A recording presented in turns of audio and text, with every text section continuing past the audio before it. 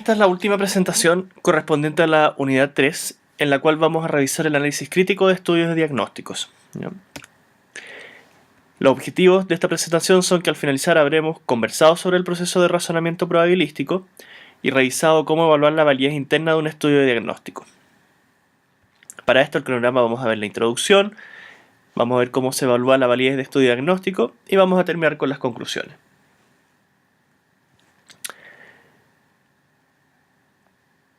En nuestro esquema de medicina basada en la evidencia, veremos nuevamente cómo hacer el análisis de la validez interna, esta vez de los estudios diagnósticos. ¿Ya?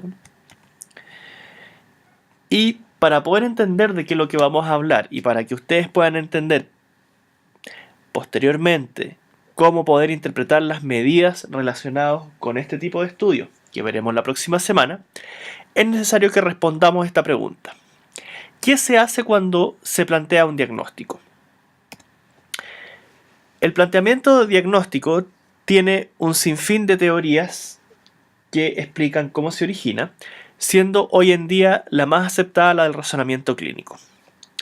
Y dentro de los tipos de razonamiento clínico, hay un tipo de razonamiento que está descrito como el razonamiento probabilístico, que es el que uno hace en función de las probabilidades que va a tener un diagnóstico cuando nosotros lo planteamos. Para esto, y poder tener un mayor detalle, vamos a conversar a continuación. Sabemos que el proceso diagnóstico describe la secuencia de ideas y acciones llevadas a cabo por un profesional de la salud cuando se enfrenta a un paciente con un diagnóstico desconocido. Además, toda hipótesis diagnóstica emanada de este proceso tiene asociada una probabilidad de ocurrencia, la cual recibe el nombre de probabilidad pretest. Nosotros, frente a un diagnóstico en el cual la probabilidad pretest no supera un primer umbral, que es conocido como el umbral de estudio adicional, se va a rechazar esta hipótesis. En cambio, si la probabilidad pretest supera tanto el umbral de estudio adicional como un segundo umbral, denominado como umbral terapéutico, el médico va a apoyar la hipótesis y por lo tanto va a realizar tratamiento. Frente a esto va a existir un tercer escenario, situado entre medio de los umbrales de estudio adicional y terapéutico, en el cual la probabilidad de test impide apoyar o rechazar la hipótesis diagnóstica y el diagnóstico planteado se encuentra en una zona de incertidumbre. Y este escenario plantea la necesidad de realizar uno o más test diagnósticos cuyo fin no es otro que modificar la probabilidad pretest para que pueda aumentar la probabilidad post-test. La probabilidad post-test va a ser esta nueva probabilidad estimada a la luz de los resultados de los exámenes practicados y que va a recibir el nombre de la probabilidad post-test. Por lo tanto, la utilidad de un test diagnóstico se sustenta en la magnitud con que éste logre modificar la probabilidad pretest apoyando la toma de decisiones. Es decir, un estudio diagnóstico va a ser útil cuando es capaz de producir una movilidad significativa de la probabilidad pretest a una probabilidad post-test más alta. La medida de efecto que nos va a permitir poder determinar esta capacidad que van a tener los estudios diagnósticos se va a conocer como la razón de verosimilitud o los likelihood ratio, como se denominan en inglés. Bien, si ustedes ven el esquema, este esquema ayuda a entender un poco mejor lo que les acabo de decir. En el lado izquierdo de la pantalla van a tener el umbral de estudio adicional, en el cual vamos a tener una sección de nuestra línea que va de un 0 a un 100%, en el cual va a indicar de que va a descartar el diagnóstico. Es decir, si la probabilidad pretest no es capaz de poder superar el umbral de estudio adicional, se va a descartar el diagnóstico. En cambio, en la derecha vamos a tener una parte de nuestra línea de 0 a 100 que va a estar más allá del umbral terapéutico, en el cual, si la probabilidad pretest que nosotros planteamos en un principio queda más allá del umbral terapéutico, lo que nosotros tenemos que hacer es tratamiento. Por lo tanto, no va a ser necesario que se haga algún otro examen, porque la probabilidad pretest va a ser tan alta que no me va a quedar ninguna duda de que es el diagnóstico indicado en el que yo estoy pensando. Sin embargo, entre el umbral de estudio adicional y el umbral terapéutico va a estar la zona de incertidumbre diagnóstica, que es donde va a estar la mayoría de los diagnósticos que nosotros planteamos. Y esa es la razón por la cual nosotros solicitamos exámenes, para poder hacer de que este diagnóstico que está en la zona de incertidumbre se mueva más allá del umbral terapéutico y podamos hacer tratamiento.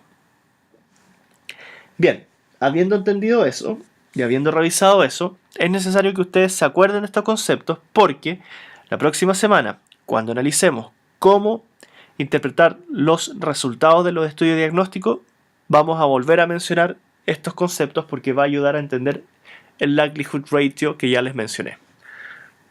Bien, en cuanto a la validez interna de un estudio de diagnóstico, debemos fijarnos en algunos elementos para poder determinarla. Y esto se hace ya que, una vez que determinemos que un estudio sobre un test diagnóstico es potencialmente relevante, debemos decir si los resultados del estudio son válidos o no.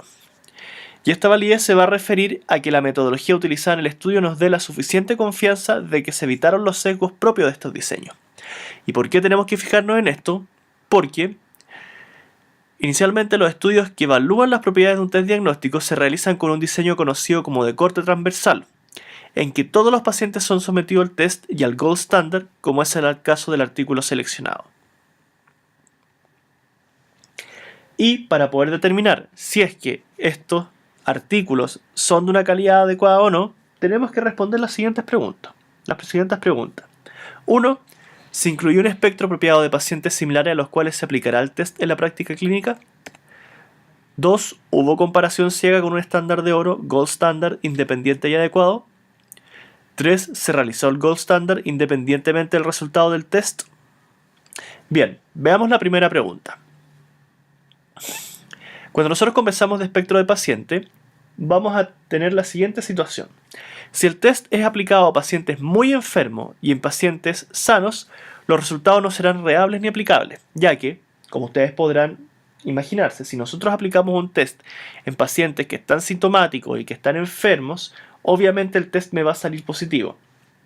Pero, como ya vimos, si nosotros tenemos ese grupo de pacientes, la probabilidad pretest va a ser tan alta de que sea el diagnóstico que yo estoy sospechando, que no va a ser necesario que apliquemos ningún tipo de test. Por lo tanto, esto va a, si es que sucede, va a entregar una información que va a estar sesgada. Un espectro apropiado de pacientes debe incluir a pacientes que compartan síntomas, pero que portan distintas patologías, y excluir a los extremos, es decir, a los sanos y a los muy enfermos. Después tenemos que determinar si es que hubo comparación ciega con un estándar de oro, gold standard, independiente y adecuado.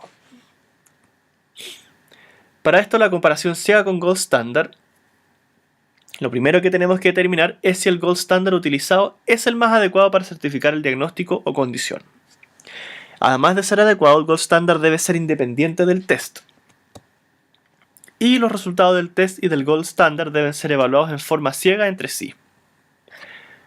La tercera pregunta tiene que ver con que se realizó el gold standard independiente del resultado del test. El gold standard independiente del resultado va a ser importante de que se realice a todos los pacientes sin importar el resultado del test de evaluación y que se les aplique este gold standard. Y esto se realiza para poder evitar el sesgo de verificación, que si no se realiza hará inevitablemente aparecer con mayor poder diagnóstico al test al seleccionar pacientes con mayor probabilidad de tener un gold standard positivo. Es decir, si yo solamente a los pacientes que les dio positivo el test en estudio les aplico el gold standard, vamos a tener un sesgo de verificación. Bien, vimos que para poder evaluar la validez interna de un estudio diagnóstico tenemos que responder las 3 preguntas que ven a continuación. Hemos finalizado esta breve presentación y podemos decir que existe un proceso diagnóstico probabilístico que permite tomar decisiones de estudios y terapia de acuerdo a umbrales y probabilidades pre- y post-test. Al igual que los estudios clínicos aleatorizados, vemos que existen criterios establecidos para evaluar la validez de estudio diagnóstico. Finalizamos esta sesión y hemos conversado sobre el proceso de razonamiento probabilístico y revisado cómo evaluar la validez interna de un estudio diagnóstico.